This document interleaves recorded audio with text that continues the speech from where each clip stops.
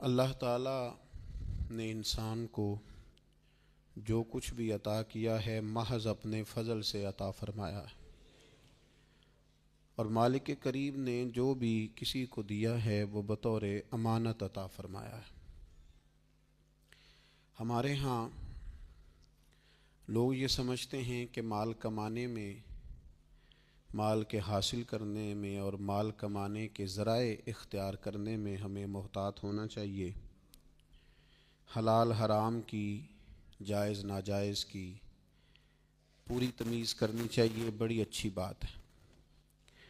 لیکن یہ یاد رکھیے گا کہ مال کمانے میں ہی پوری احتیاط کی صرف ضرورت نہیں ہے، مال خرچ کرنے میں بھی پوری احتیاط کی ضرورت ہے۔ اس لیے کہ مال کمانے کے بعد بھی ہم اس کے حقیقی مالک نہیں بنتے۔ رزق حلال اور طیب طریقے سے جمع کرنے کے بعد بھی ذمہ داری ہے کہ اس کو کہاں خرچ کرنا ہے، کس ترتیب سے خرچ کرنا ہے۔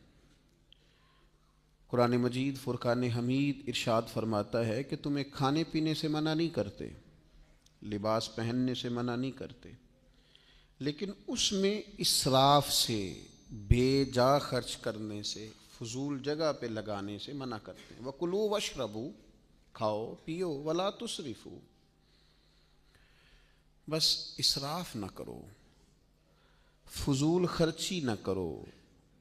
اور وَلَا تُسْرِفُوا کا معنی فاضل بریلوی نے کیا کہ حد سے نہ بڑھو، کھاؤ پیو لیکن حدود کے اندر رہ کر یہ کام کرو۔ کیوں کہ اِنَّهُ لَا يُحِبُّ الْمُسْرِفِينَ، بے شک اللہ تعالیٰ حد سے بڑھنے والوں کو، بے جا خرچ کرنے والوں کو، فضول خرچی کرنے والے کو اللہ پسند نہیں کرتا۔ جس طرح سے یہ ذمہ داری اور یہ نقطہ بڑا حساس ہے کہ مال کو کیسے کمانا ہے، اسی طرح اس حساسیت کو بھی سمجھنے کی ضرورت ہے کہ جائز طریقے سے کمایا ہوا مال جس کو اللہ نے اپنے فضل سے ہمیں عطا فرمایا ہے، اس کو خرچ کرنے میں بھی نہایت احتیاط کی ضرورت ہے۔ نبی اکرم صلی اللہ تعالی علیہ وسلم نے قیامت کے جو سوالات گنوائے ہیں نا، ان میں حضور نے بتایا ہے ہمیں کہ ایک سوال اللہ قیامت کے دن تم سے یہ پوچھے گا کہ مال کہاں سے کمایا، اور یہ بھی پوچھے گا کہ خرچ کہاں کیا تھا۔ اس لیے کہ تم کوئی حقیقی مالک تو نہیں نہ بن گئے۔ ہمارے ہاں بے جا اسراف، فضول خرچی،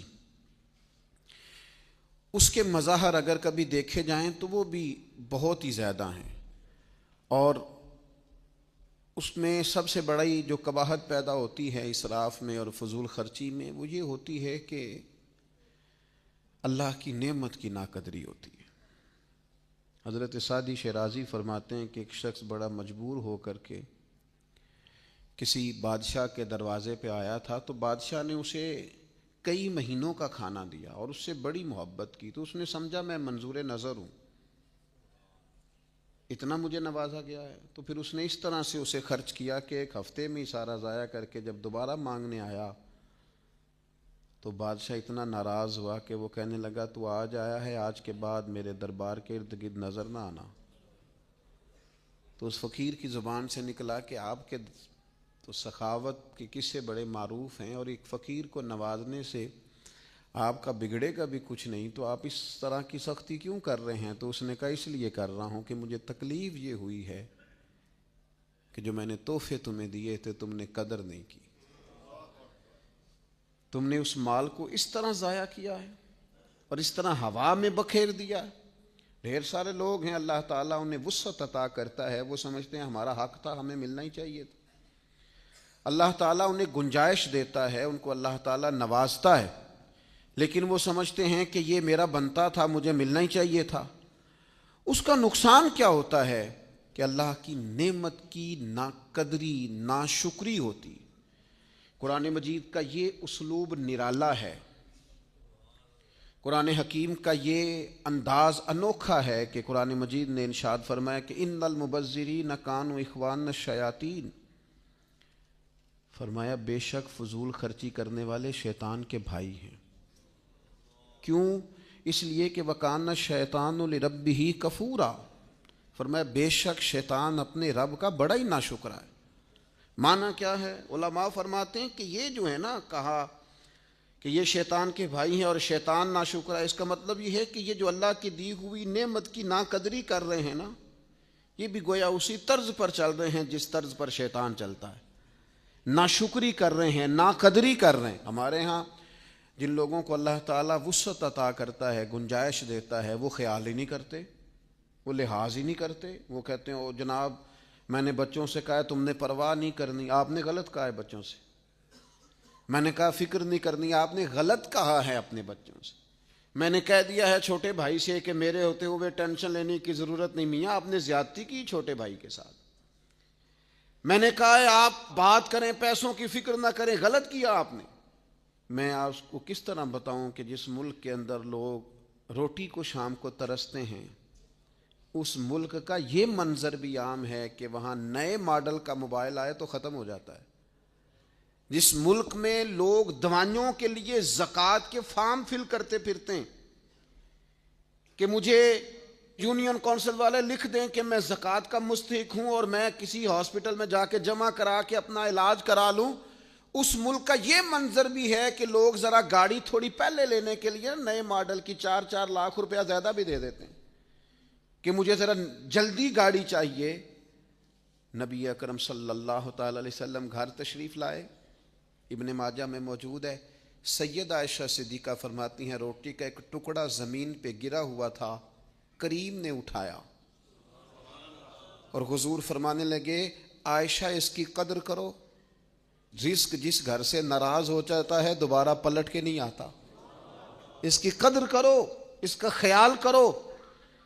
کوڑے دانوں کے اندر بھر دی روٹیاں اور کوڑے دانوں کے اندر بھر دیا تم نے سالن اور کوڑے دانوں کے اندر بھر دیے تم نے پھل اور مٹھائیاں، بے قدرہ نے قدر نہ کیتی خوب تسلی ہو۔ اور میرے عزیز اپنی زندگی میں چیزوں کی قدر کرنا سیکھیں، انسانوں کی قدر کرنا سیکھیں، اپنوں کی قدر کرنا سیکھیں۔ فرمایا یہ جو ناشکری کرنے والے ہیں یہ شیطان کے بھائی ہیں اور شیطان اپنے رب کا ناشکرا ہے۔ کتنا زور لگاتے ہیں لوگ آج ہماری آمدن بڑھنی چاہیے، 10,000 کماتا ہوں تو 15 ہو جائے، 15,000 کماتا ہوں تو اس کا 20 ہو جائے، اور 20 والا کہتا ہے 50 ہو جائے۔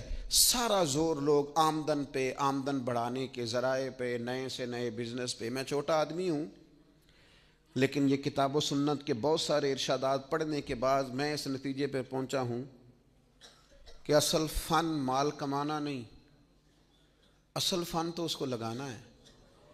اصل فن تو اس بندے کا ہے جو اپنے وسائل کے اندر رہ کر اپنا بچت متعین کرتا ہے۔ یہ اصل فن ہے کہ آپ اس محدود دائرہ کار کے اندر۔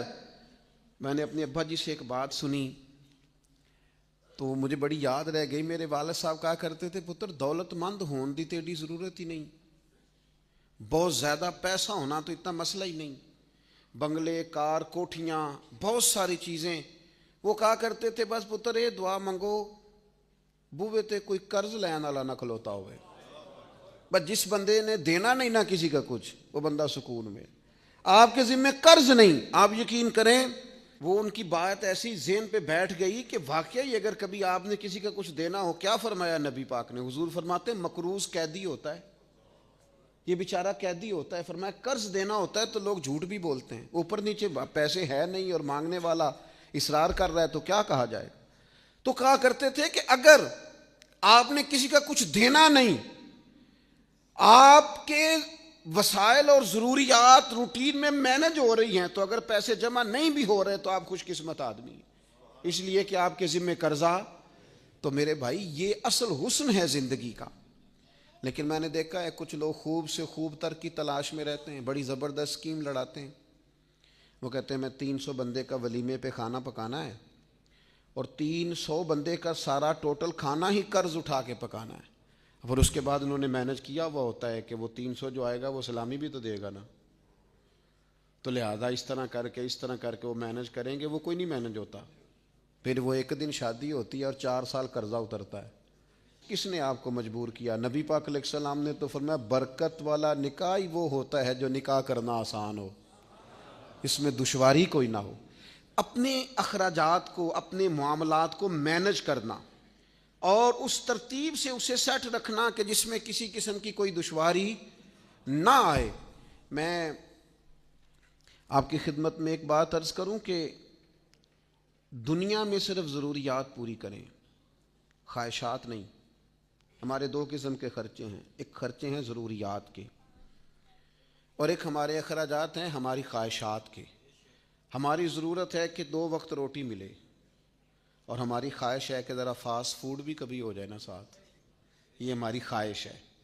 ہماری ضرورت ہے کہ ایک سواری ملے جس پر ہم بیٹھیں اور ہم جا کر کے جو ہماری ذمہ داری ہے وہ ادا کریں، جہاں ہمیں جانا ہے ہم ہو کے آ جائیں، یہ ہماری ضرورت۔ اور ہماری خواہش یہ ہے کہ گاڑی اگر کبھی نئے ماڈل کی ہو نا، یہ خواہش، اگر ذرا زیادہ آرام دہ ہو، یہ خواہش ہے۔ ایک ہے ہماری ضرورت۔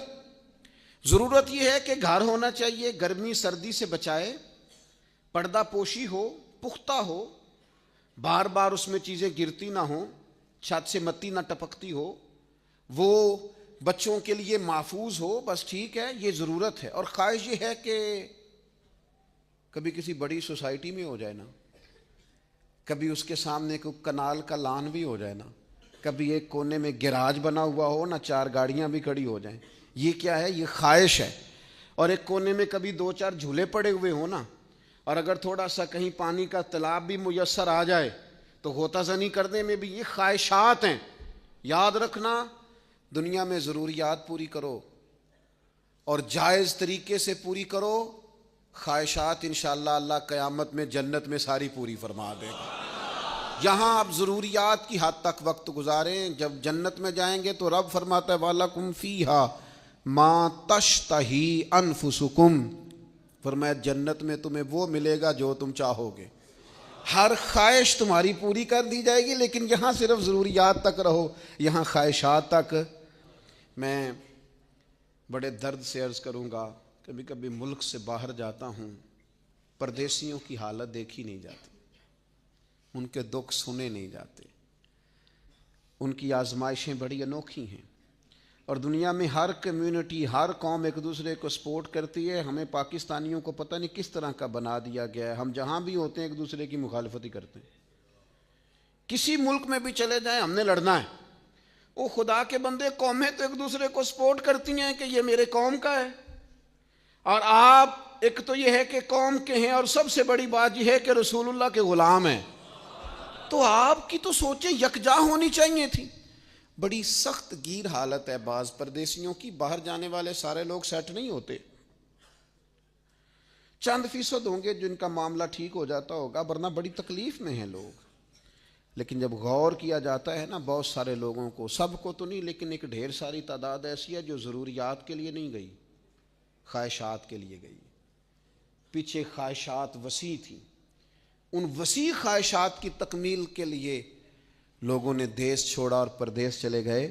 تھوڑا سا چیزوں کو مینج کریں اور اپنی ضروریات کو سمجھیں۔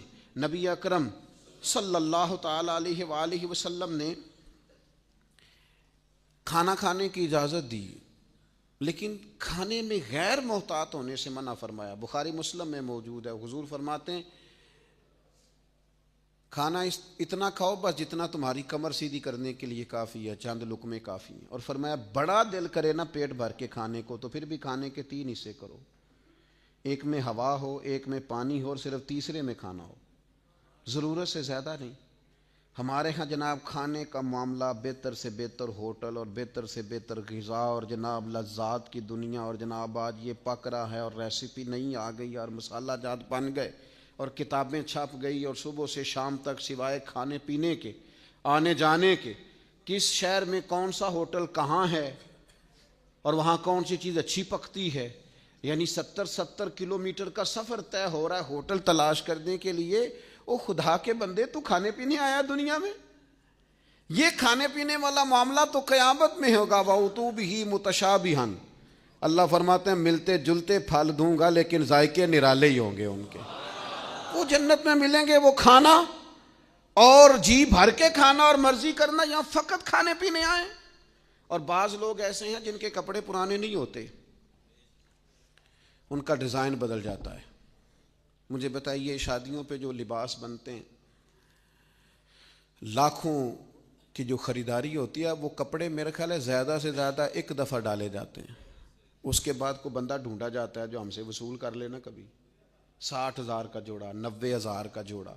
ناراض نہ ہونا، امیر کوئی نہ کوئی ایک آدھ رسم چھوڑ دیتے ہیں، غریب آدمی ایک رسم بھی نہیں چھوڑتا، جتنا مرضی ادھار پکڑنا پڑے اس نے ایک بھی نہیں چھوڑ دی، ساری پوری کر دی، ٹوٹل ادھر سے اٹھاؤ ادھر سے اٹھاؤ، لیکن ٹوٹل پوری کرنی، جتنی یہ قبیلے کی ہے، یہ برادری کی ہے، یہ علاقے کی ہے، یہ فلاں نے کہا۔ کن چکروں میں الجھ گئے؟ ملبوسات تو ضرورت کے لیے ہوتے ہیں، لیکن الماری میں گنجائش کوئی نہیں کپڑے مزید رکھنے کی۔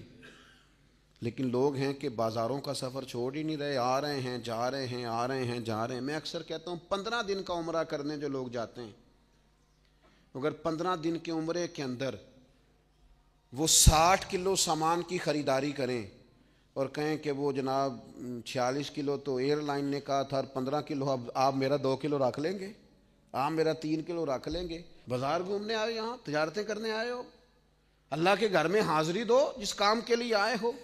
دعائیں مانگ مانگ کے یہ موقع ملا اور سارا وقت بازاروں میں گزار دیا۔ اتنی خریداریاں ہو رہی ہیں، اتنا کچھ ہو رہا ہے، ملبوسات پہ ملبوسات، کپڑوں پہ کپڑے۔ خدا را کہیں آپ رکیں، ضرورت کے لیے آپ لیں چیزیں، منع کوئی نہیں کرتا، اور پھر وہ کپڑے خریدنے بھی کس لیے؟ لوگوں کو دکھانے کے لیے۔ مسجد میں بعض لوگ آتے ہیں تو وہ لباس اس طرح کا نہیں پہنتے جس طرح کا انہیں پہننا چاہیے۔ امام اعظم ابو حنیفہ رحمۃ اللہ علیہ 2000 دینار کا جوڑا بنوایا امام صاحب نے۔ تو لوگوں نے کہا حضور اتنا مہنگا جوڑا یہ کیا کریں گے؟ فرمایا یہ پہن کے تہجد پڑھا کروں گا۔ حضور کیا مطلب؟ فرمایا تم اچھے لباس پہن کے لوگوں کے سامنے جاتے ہو، میں سونا لباس پہن کے رب کی بارگاہ میں حاضری دوں گا اللہ کے حضور۔ 2000 دی امام اسماعیل حقی نے تفسیر روح البیان میں اس کو لکھا ہے، 2000 کا لباس پہن کے تہجد کی نماز پڑھتے۔ کس کو دکھانے کے لیے کپڑے پہن رہے؟ جو دیکھ کے چہرہ ادھر کر رہے ہیں، کہتے ہیں بڑے دیکھے ہیں، یہ تو میں نے پرانا بھی کر دیا ڈیزائن جو آپ نے لیا ہے۔ تو اپنی مزاج میں، لہجے میں، طبیعت میں، اور پھر اسی طرح کا معاملہ مکانات کے ساتھ ہے۔ نبی کریم علیہ السلام تو بڑے بڑے بلند و بالا مکانات کو پسند ہی نہیں کرتے تھے، حضور نے تو نہیں پسند فرمایا، سادہ گھر میں رہنا پسند۔ لباس کے معاملے میں نبی پاک علیہ السلام نے فرمایا جس نے دنیا میں شہرت کا لباس پہنا اللہ اسے آگ کا لباس پہنائے گا قیامت کے دن۔ کیوں آپ دکھاوے کا لباس پہنتے ہیں؟ صرف لوگوں کو پتہ چل جائے کہ میرے پاس ذرا انوکھا انداز ہے، تصنع کے لیے، بناوٹ کے لیے، ریاکاری کے لیے۔ تو یاد رکھیے گا کہ نبی اکرم صلی اللہ تعالی علیہ وسلم نے اسراف سے، فضول خرچی سے، بلا وجہ بعض جگہوں پہ پیسہ خرچ کرنے سے منع کیا۔ میں دیکھتا ہوں کہ میں نے آپ سے پہلے معذرت لے لی ہے کہ اگر آپ ناراض نہ ہوں تو بعض باتیں ایسی ہوتی ہیں جو اگرچہ بڑی درست ہوتی ہیں لیکن وقتی طور پر وہ تھوڑا محسوس ہوتا ہے کہ شاید جملہ ثقیل ہو گیا ہے، تو چلو خوگر حمد سے تھوڑا سا گلہ بھی سن لے۔ امیر کئی دفعہ اتنے نہیں بگڑتے جتنے امیر زادے بگڑ جاتے ہیں، پیر کئی دفعہ اتنے نہیں بگڑتے جتنے پیر صاحب زادے اور پیر زادے اور فلاں صاحب یہ بگڑ جاتے ہیں۔ امیر صاحب نے پیسہ کمایا ٹھیک ہے، لیکن ان کے بچوں کا جو ذہن بن جاتا ہے نا کہ اوہو ہم تو بڑے امیر ہوتے ہیں، وہ سب سے زیادہ ناکام اس وقت ثابت ہوتے ہیں کہ جب وہ اپنے بچوں کو اعلیٰ پیسہ دینے میں تو کامیاب ہوئے لیکن اعلیٰ افکار دینے میں ناکام رہ گئے، ان کی سوچوں کو مضبوط نہیں کر سکے، وہ طے نہیں کر کے دے سکے کہ بیٹا سادہ طرز زندگی بڑا اعلیٰ ہوتا ہے۔ مجھے بتائیے نا کہ ایک آدمی صرف اس لیے موبائل چینج کر رہا ہے کہ اس کے جناب ماڈل بدل گئے ہیں اور اس نے نئے ماڈل کا لینا ہے، اور دوسری طرف حالات یہ ہیں کہ کچھ لوگوں کو غذا میسر نہیں ہے، سطح غربت سے نیچے زندگی گزار رہے ہیں، لباس پورا میسر نہیں ہے کہ وہ بیچارے سردی سے اپنے آپ کو چھپا لیں۔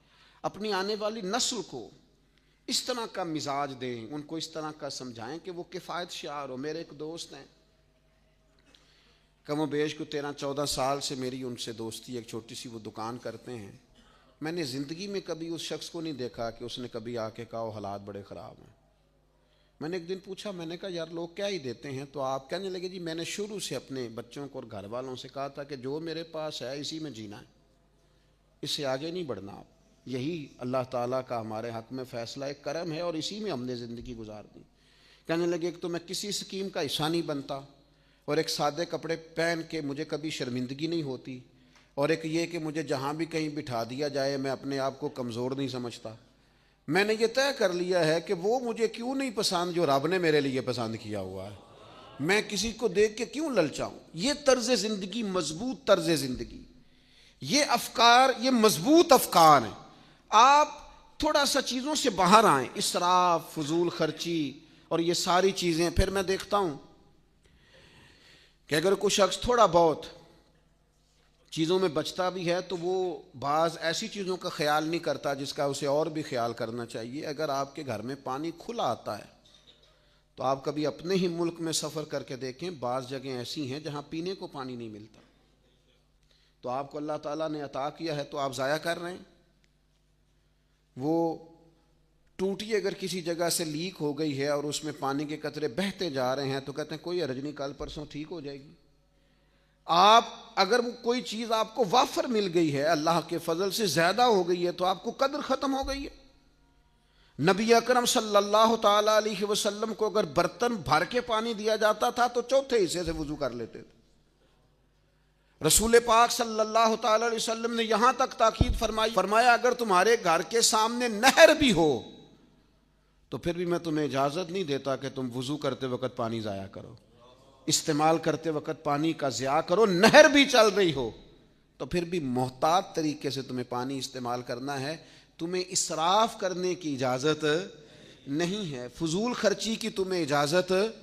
اور پھر میں نے یہ بھی دیکھا ہے بعض لوگوں کو کہ وہ کونے پہ ہو کے شکوہ کرتے ہیں، وہ کہتے ہیں دیکھو کتنا مالدار ہے لیکن کتنا سوچ سمجھ کے چلتا ہے، تو کیا کرے اگر مالدار ہے تو۔ بعض لوگوں کا خیال ہوتا ہے بندہ بڑا مالدار ہے، ہم نے فلاں کام کہا تھا تو اس نے توجہ نہیں کی، تو بھائی پیسے اس کے ہیں، آپ کو تنقید کی اجازت ہی نہیں ہے۔ اگر تو آپ کا قرض اس نے دینا ہے تو آپ تنقید کریں گے، ویسے آپ کیسے کر سکتے ہیں؟ ہم بعض ایسی چیزوں کا مطالبہ کرتے ہیں جن کا دین ہمیں پابند نہیں کرتا اور اس میں ہم شدت بھی کرتے ہیں۔ وہ کہتے ہیں دیکھا جی ان کے کہہ دینے سے کام ہو جانا تھا، کیسے ہو جانا تھا بھائی؟ تو اتنی زیادہ تکلف میں آنے کی ضرورت نہیں ہے۔ آپ کوشش کریں اللہ تعالیٰ اخلاص عطا کرے، باقی رستے تو وہ آسان کر دیا کرتا ہے، وہ آسان کر دیتا ہے۔ لیکن کسی بھی چیز میں آپ شدت پسندی کا شکار نہ ہوں، الجھے نہیں۔ آپ کوئی کام بھی ایسا نہ کرے جس میں کوئی چیز ضائع ہو۔ اسراف سے جتنا بچ سکتے ہیں، فضولیات سے جتنا بچ سکتے ہیں۔ ایک بڑا خطرناک لفظ لوگ بولتے ہیں، زندگی سہولیات والی جو ہے دین اسے منع نہیں کرتا، آپ سہولیات والی زندگی اختیار کریں، لیکن بعض لوگ کہتے ہیں کہ میں نے نا عیش پرستی والی زندگی جینا ہے، میں بے تحاشا مال خرچ کروں گا، یہ 10 بندوں کا کھانا ہے تو 50 کا پکاؤ، 20 بندوں کے کھانے کی ضرورت ہے تو 100 کا پکا دو۔ عیش پرستی کی زندگی۔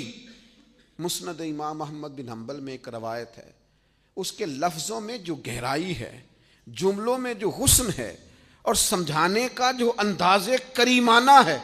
حضرت معاذ بن جبل رضی اللہ تعالیٰ عنہ فرماتے ہیں نبی پاک نے مجھے یمن کا گورنر بنایا تو حضور نصیحتیں فرما رہے تھے، فرماتے فرمایا معاذ گورنر بن کے جا رہے ہو، عیش پرستی والی زندگی سے بچنا۔ کیا انداز ہے محبوب کا۔ حضور فرمانے لگے جو رب کے بندے ہوتے ہیں وہ عیش پرست نہیں ہوتے، جو اللہ کے بندے ہوتے ہیں وہ عیش پرست۔ یہ مسند امام احمد بن حنبل اور مشکات دونوں میں موجود۔ فرمایا عیش پرستی والی زندگی سے بچنا۔ اللہ کے بندے کون ہوتے ہیں؟ کن فی الدنیا کانک غریب و عابر سبیل۔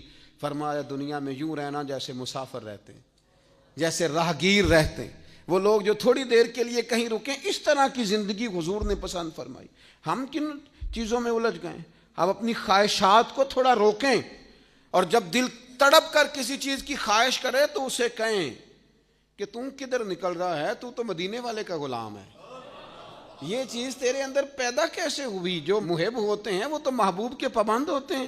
تو من چاہی زندگی نہ جی، وہ زندگی گزار جو رسول پاک تیرے لیے پسند کرتے ہیں، وہ جو مجھے تنگ کوئی نہ کرے، وہ مجھے پریشان کوئی نہ کرے، وہ مجھے جگائے کوئی نہ، یعنی کسی کو آپ 10:30 بجے فون کریں، 10:30 بجے دن کے، اور وہ بندہ اگر آپ کو ٹیلی فون پہ کہے کہ یار تم سویرے سویرے خیر سی نا، بھائی 6 بجے جماعت ہوئی ہے، 6:15 بجے اور 10:30 ہو گئے ہیں، تیری اجے بھی سویرے سویرے ہی ہے، کیا بات کر رہا ہے تو اگر اس طرح کا مزاج لوگوں کا ہو جائے تو پھر یہ طریقہ ٹھیک ہے۔ اور بعض ایسے لوگوں کو بھی دیکھا، 1 بجے فون کر رہے ہیں، 2-4 دفعہ فون کیا تو اٹھایا نہیں، تو اٹھا لیا ہے تو وہ اعتراض کر رہے ہیں ایڈی چھتی سو گئے ہو۔ بھئی اب آپ کو اللہ تعالیٰ رحم فرمائے، اگر آپ کا موبائل نہیں سونے دے رہا تو جس نے سونا ہے اسے تو سونے دے وہ تو۔ اور یہ اب پینڈو ہونے کی علامت ہے کہ اگر آپ جلدی سو جاتے ہیں اور صبح جلدی اٹھ جاتے ہیں، آپ دیہاتی بندے ہیں۔ تو میرے عزیز، اسراف نہیں، فضول خرچی نہیں، حد سے تجاوز نہیں، آپ کوئی بھی کام کریں اسے معتدل رکھیں، اس پر آپ غور کریں۔ میں نے دیکھا ہے لوگوں کو تنقید کرتے ہوئے، وہ دیکھو جی کتنا اللہ نے نوازا ہے لیکن بندہ بڑا ہی سوچ سمجھ کے چلتا ہے، تو یہ تو تعریف کرنے والی بات تھی، آپ تنقید کر رہے ہیں۔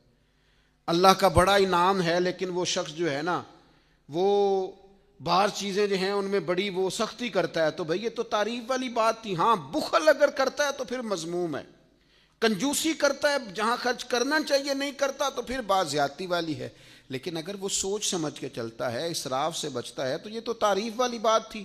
اللہ کے پیارے رسول صلی اللہ تعالیٰ علیہ وسلم نے فرمایا 3 باتوں کو اللہ بڑا ہی ناپسند فرماتا ہے، مسلم شریف میں موجود۔ ایک فرمایا یاوہ گوئی کو، فضول بولتے رہنے کو، بلا وجہ باتیں کرنے کو اللہ ناپسند کرتا، اور دوسرا رسول پاک علیہ السلام فرماتے ہیں بلا وجہ کے سوالات، کوئی ضرورت نہیں ان چیزوں کی، ان سوالات کو کثرت سے کرنے کو اللہ ناپسند فرماتا ہے۔ اور تیسرا حضور فرمانے لگے بلا وجہ مال ضائع کرنے کو اللہ ناپسند کرتا ہے۔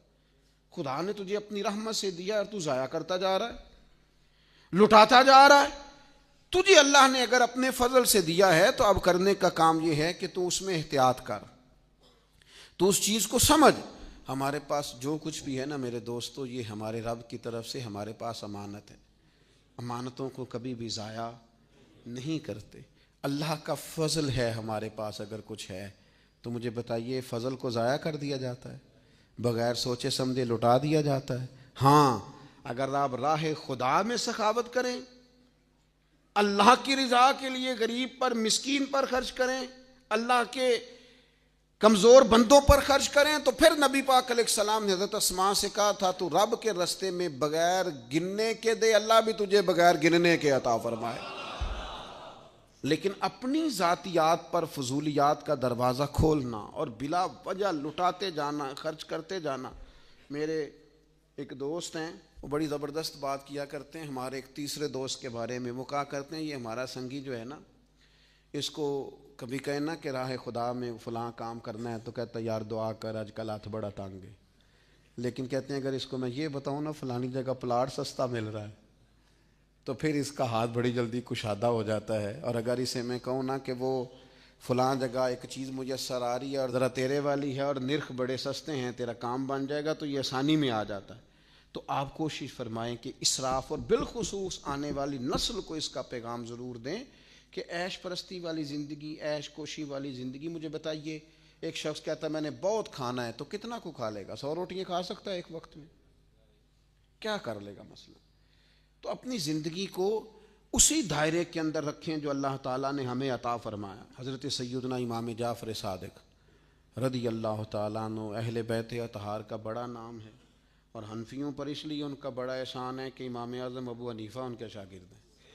ہمارے بزرگ فرماتے ہیں کہ اپنے بزرگوں کو ہمیشہ یاد رکھیں، ان کی تعلیمات کو سمجھیں۔ ان کا ذکر صرف برکت کے لیے کر رہا ہوں، امام جعفر صادق کی ایک بات آپ نے یاد رکھنی ہے اور بطور نصیحت اسے اپنانا ہے۔ امام جعفر صادق فرمایا کرتے تھے دنیا کی کسی چیز کی خواہش پیدا کر لینا، لیکن اسے اپنا مقصود نہ بنانا۔